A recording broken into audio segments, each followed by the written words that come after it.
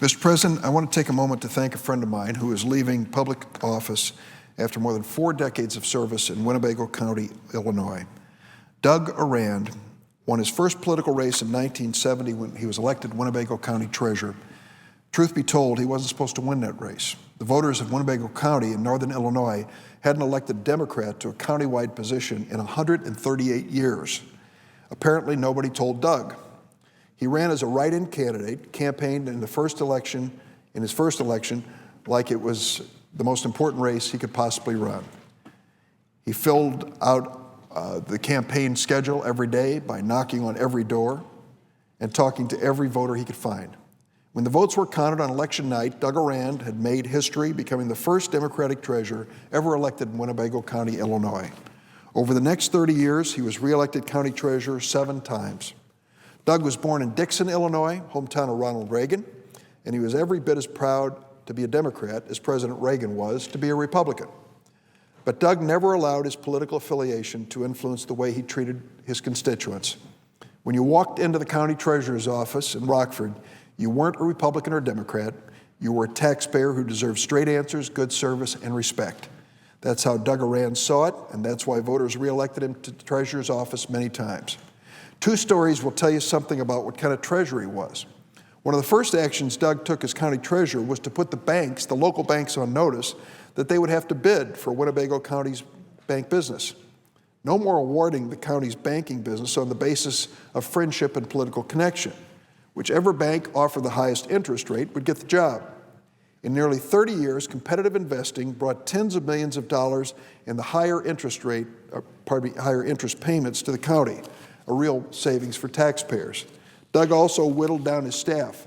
When he came in, it was 30. By the time he left, they were down to 9, and their service never suffered. Another example of the sort of treasurer Doug Aurand was, in the late 1970s, an elderly man came in the office to pay his tax bill, and he pulled out a big bag of coins. He was literally counting his coins to pay his tax bill. Doug went up to say hello to him, and he noticed that the coins were all silver, mercury dimes and silver dollars, valuable collector's items. Doug told the man his coins were worth more than their face value, and he didn't just stop there.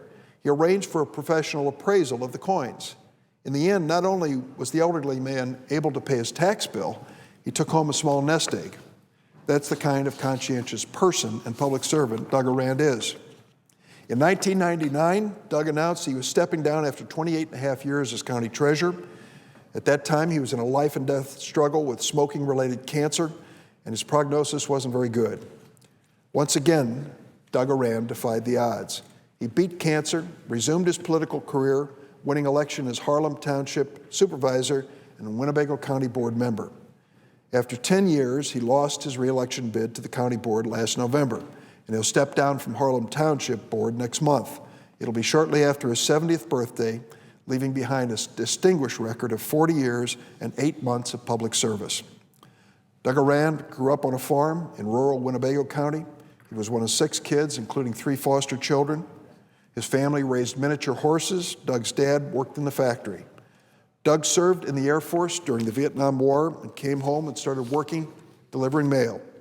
That's when he got the political bug. Now, federal law prohibits public employees from running for office, so Doug gave up the security of the Postal Service job for the insecurity of political life.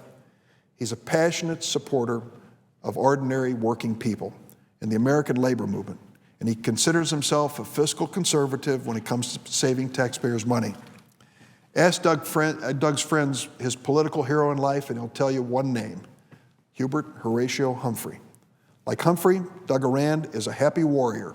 He loves politics, shaking hands, talking to voters, debating the issues. A high point of his year is at the Winnebago County Fair, where he'll spend hours and hours talking to every one of the visitors of the fair.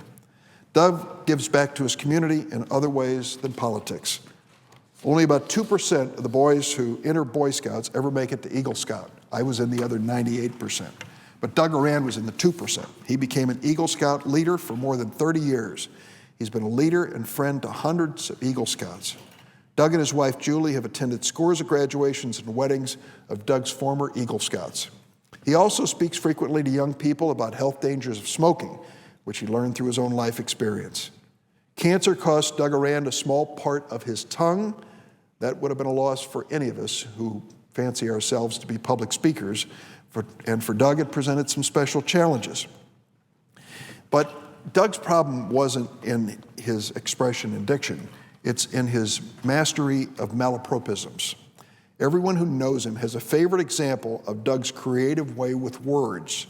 One common Doug-ism, in speaking about events that are over and done and can't be changed, he often refers to water over the bridge instead of water under the bridge. Another friend says his favorite is the way Doug pronounces the word protege. He calls it protejoy. Mr. President, because of Doug's decades of service as public office holder, Eagle Scout leader, and friend to so many, Doug Aurand does indeed have protejoys all across America, all across Winnebago County.